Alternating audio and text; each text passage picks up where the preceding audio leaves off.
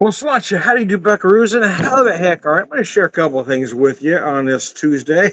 Why Tuesday, Tom? Well, because I'm off. I'm shifting my video schedule. You're going to see me less on the weekends and more on a day. What the hell is he doing? Anyway, it's the 4-1 Heffen, a nod to our area code here in Springfield, 417. 4-1 Heffen is a classic American craft version of a German style Hefeweizen, and it is done right true to style. I'm here to tell you.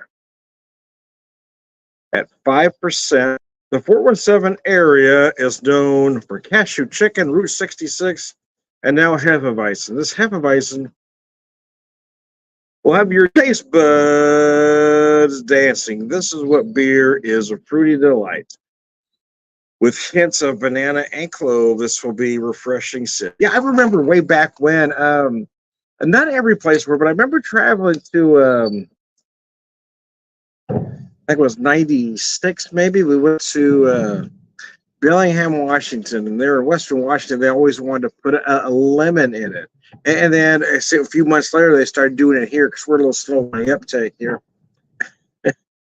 We take the cue from everybody else. I don't put a lemon in the beer, but I bring it up because I'm seeing it come back. Of course, you got Blue Moon where they want you to add an orange, but a lot of folks when they add a classic Hefeweizen or an American wheat, they drop the lemon in it.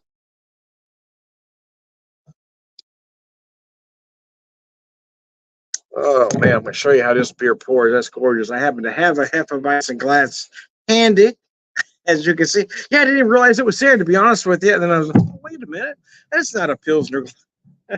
That'll hold a pint nicely, I said to myself. I said, self, that will hold a pint nicely. Anyways, I digress. There really isn't a proper beer pair or whiskey pairing with a beer like this. It's just what you feel like drinking. And I just have a little bit of the Switchgrass Spirits American Single Malt Whiskey left. 92 proof, 100% malted barley. And originally said I was going to drink the rest of it neat, but I'm just going to pour it here on just a little bit of ice here and just be done. Just be done, man. I picked this up back in August of last year, so it's probably ready to be done, but I really have enjoyed this product. The tasting notes, they say chocolate, cherry, and fresh baked bread. But I've had this a few times. I put a finer point on it. Chocolate, more of a dark chocolate. Very dark chocolate. Cherries, again, dark cherry notes, more like an Amarena cherry, if you will. Fresh baked bread. Get out of here, you little bug. Fresh, get out of here, you little bastard. Let me cover that up with my cocktail smoker. Fresh baked bread. Yeah, I'm going to put a slightly finer point on that and say more of a dark bread, more like a pumpernickel, if you will.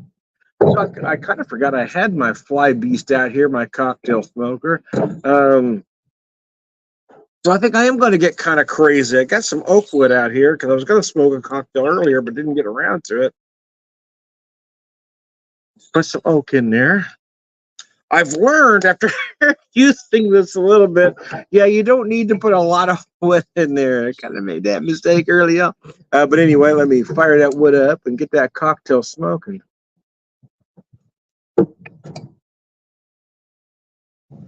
See what that, you can see that smoke getting in there. It's coming out of the side of my glass, too. I don't necessarily want too smoke. You just kind of want the idea. Oak is a light smoke. So let's lift that up, and you're going to see that smoke billow out of there. Look at that. So you know I'm not just pulling your leg. We were really smoking that damn thing. That's Sláinte.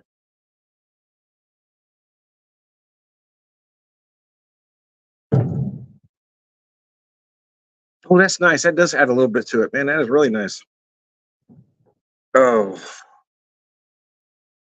it's a very nice whiskey. I wish I could find it again. I found it in the Kansas City area, actually. So I'm hoping later in the year when we hit the St. Louis area, I can find at least a bottle because it says limited release. Because when I went back to Kansas City the second time, it was not available for me.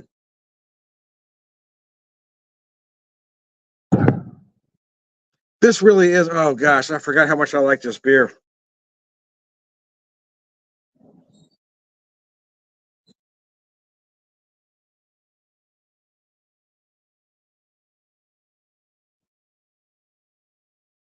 You really feel those nice banana notes early on. The clove is light in this particular one, but you feel it more on the back end, right in the finish, because you get those big fruity notes right away. And maybe the slightest hint of citrus, or I'm going to say more specific, lemon right in the finish.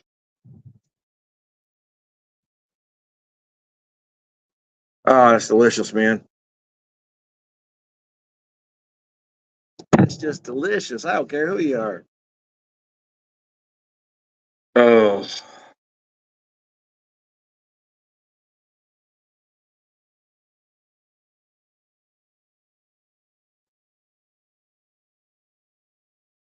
man, that is a nice whiskey. I really have enjoyed. I love the single malt, American single malt category because most of, not all, most of them do something that other single malts do, which use new American charred oak, where others will use spent bourbon barrels. And there are some American single malts that do that, but most that I found use new American charred oak, and that takes that malted barley to a whole other level, in my opinion.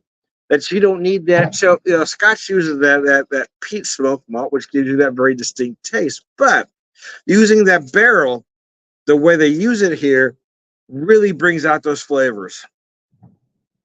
You get those big smoky charred notes that you don't need peat smoke to do.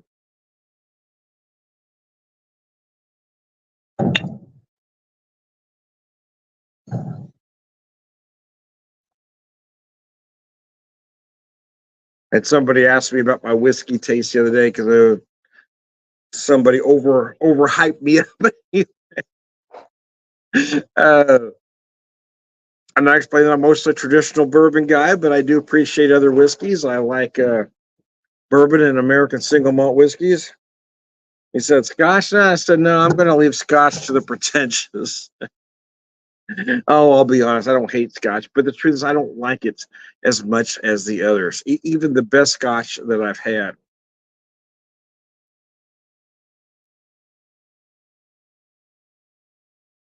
I think that's what a lot don't get, right? Sometimes it comes down to price point.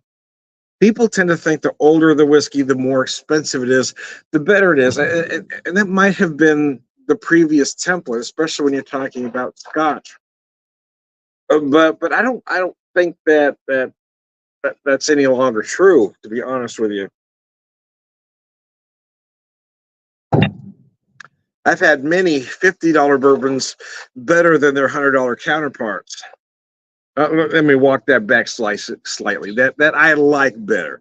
Because the word better, yeah, I had to walk that back a little bit. I don't want to contradict myself. The word better implies quality. I've had $50 bourbons that are every bit the same quality as their $100 counterparts. That I will say unequivocally.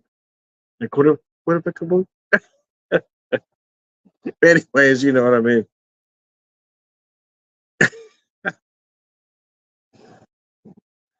I wonder if those out there remember the great Norm Crosby. Sometimes I do a version of his shtick, which was intentionally saying things wrong, but looking like you know what you're talking about. Saying it with a bit of an attitude. Norm Crosby would do this bit. He says, I raise women of your gender to the highest pinnacle. There were various other phrases that Norm did, but that would always stick with me. But it was on purpose, but looked unintentional.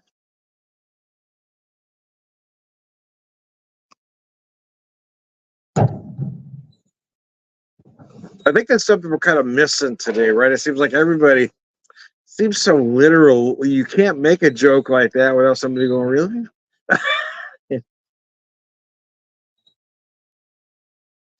I made a joke a while back, talking about low ABV beer coming in at 3.8. I said 3.8. I pee higher than that, and somebody looked at me and said, "Really?"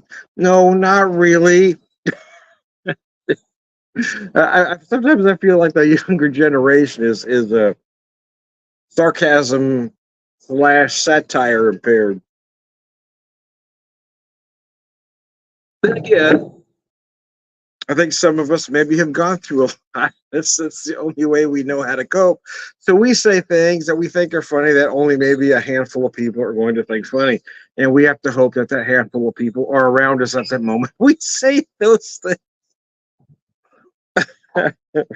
because only somebody that's gone through a similar trauma is going to say, oh, I get it. I get it, though. It does kind of drive me crazy, to be honest with you, when I hear folks of my age, even younger than me, talk about this next generation being bad in one way or another. The problem with that way of thinking is that is what every generation has said about the younger one. That's what my dad's generation said about mine. That's what his dad's generation said about his. And that's the problem with that way of thinking, is that we're perpetuating the same ignorance over and over again. We're constantly blaming the younger generation rather than take responsibility for our own actions. If the younger generation is that way, well, then it's our fault because we raised them. It takes some responsibility, maybe. Oh, that younger generation, they just don't get it. Well, you raised that younger generation. So if they really are that bad, then it's your damn fault.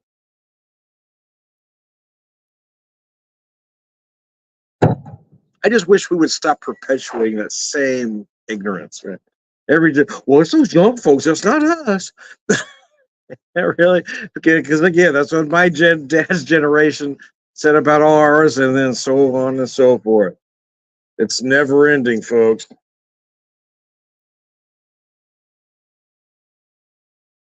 However old you are, somebody said that about your generation, that you will be the downfall of our society. And quite frankly, if they're referring to boomers, they're probably close to right, because those bastards almost screwed everything up. They are trying their damnedest, aren't those fucking boomers, man? They're trying to hard to fuck things up. Well, Tom, you're only 1 year removed from being a boomer. Yeah, and thank goodness. 65, the first year of Gen X. Thank God, I am grateful for that. Not being a boomer. Man, those folks, they're just the bitterest sons of bitches, aren't they? Bitterest, that's probably not a word. Most bitter. Those sons of bitches want to blame everybody for everything. Hey, Todd, how are you, my friend?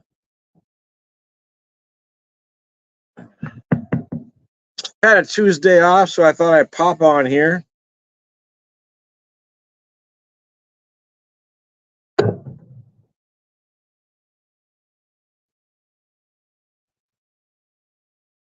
Anyway, the whiskey. Let me think a little bit more about that as I finish that up here. Again, it's Switchgrass Spirits, a worker-owned company. I haven't had a chance to visit the distillery. I'm hoping to get there later this year. It is 100% malted barley, and I got to tell you, I'm a fan. I love what they've done with the idea of American single malt, 100% malted barley. Restless Spirits, Union Horse, all have done a great job with that category. I'm just really impressed with what small American distillers are doing with the idea of making an American single malt whiskey and making it uniquely American and not like a Scotch or a Japanese or an Irish whiskey, making it their own. Because that's what we do here in America. We make it our own. We steal the best ideas from everybody else. And we make it better. Anyway, that's going to offend somebody.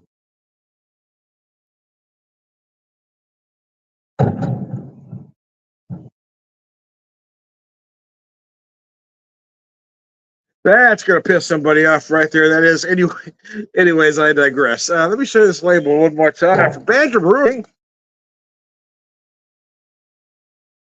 beer we're talking about. They're 4-1 Heffen, a nod to our area code here, 417. Wow, it is. If you like a classic, this is the beer for you.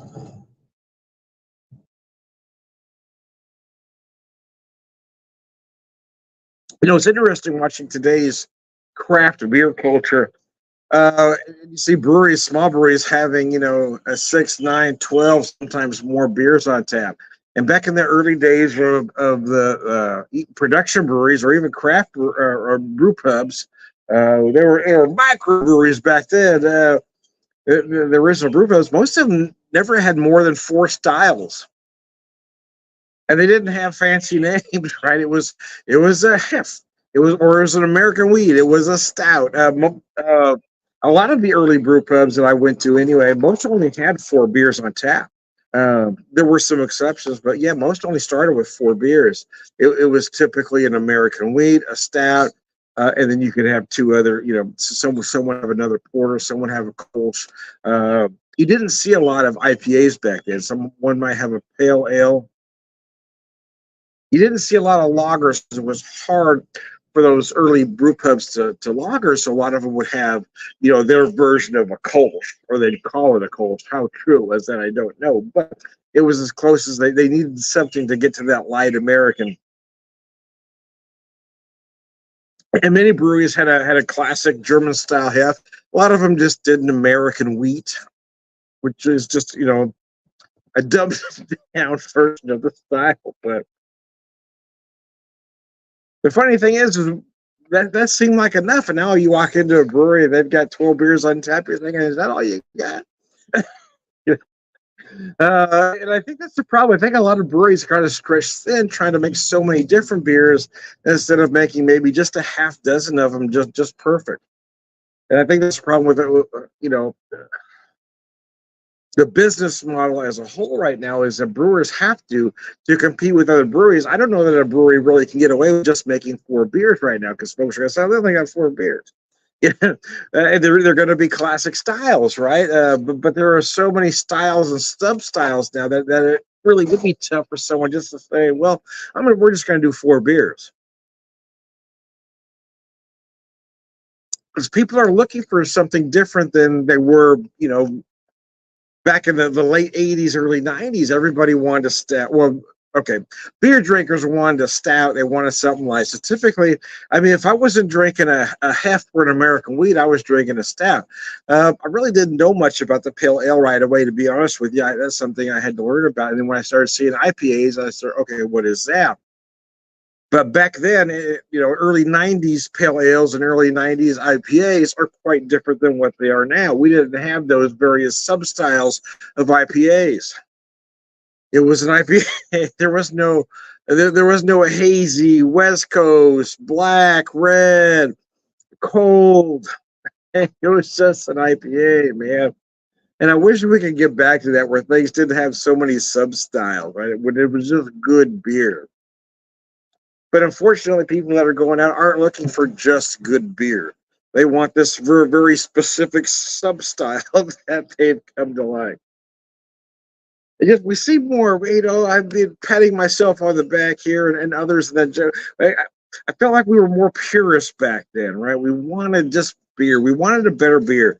We didn't want those usual suspects that was flooding every place. We wanted a real beer. We didn't need it to be flavored. We didn't need it to be this, that, or the other. We just wanted a real beer. And that's what the early brew pubs and the early breweries gave us. Even though they didn't last, you have to give a nod to New Albion. That kind of kicked it off for everybody else. The big guys made sure they crushed that brewery, but before that was done, the seed was already planted, and other folks found a business model that would work and stand up to the big guys. And that's how breweries like Sierra Nevada, Boston Beer Company, Sam Adams came about. But I don't think they would have had that ability if it wasn't for New Albion in the first place, for really opening those doors and making a lot of things possible.